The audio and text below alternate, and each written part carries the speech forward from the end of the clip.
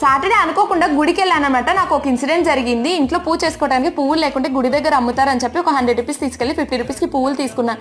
తర్వాత అనుకున్నాను ఇంత దగ్గరకు వచ్చా కదా స్వామి వారిని ఒకసారి దర్శనం చేసుకుని వెళ్దామని చెప్పి ఇంకా లోపలికి వెళ్ళాను. లోపలికి వెళ్ళేలోపు గుడి క్లోజ్లో ఉందన్నమాట. అంటే ఏంటి అనుకున్నాను, తర్వాత అర్థమైంది నాకు.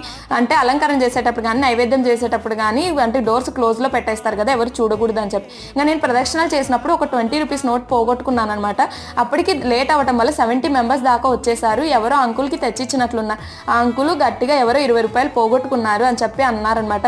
నేను నాదే అని చెప్పడానికి నిజంగా చాలా మొహమాట పడ్డాను అంతమందిలో. కానీ మళ్ళీ రియలైజ్ అయ్యాను, నాది నా వస్తువు అన్నప్పుడు నేను ఎందుకు నాదే అని చెప్పలేకపోతున్నానని రియలైజ్ అయ్యి అంకుల్ నాదేను అని చెప్పి అని అన్నా అనమాట. అవునమ్మా ఇందాక నువ్వు చూసుకుంటే నేను చూశాను, అంటే చెక్ చేసుకుంటున్నావు డబ్బులు ఉందా లేదా అని. లేదు అంకుల్ అంటే అంత గుర్తించలేదు, నేను ఇంకా హారతి పళ్ళెంలో వేయాలి కదా అని అప్పుడు చూసుకున్నాను, అప్పటికి రియలైజ్ అయ్యాను అంకుల్ అంటే అంకుల్ నవ్వి ఇచ్చారనమాట. వీడియో నచ్చితే లైక్ చేయండి, షేర్ చేయండి.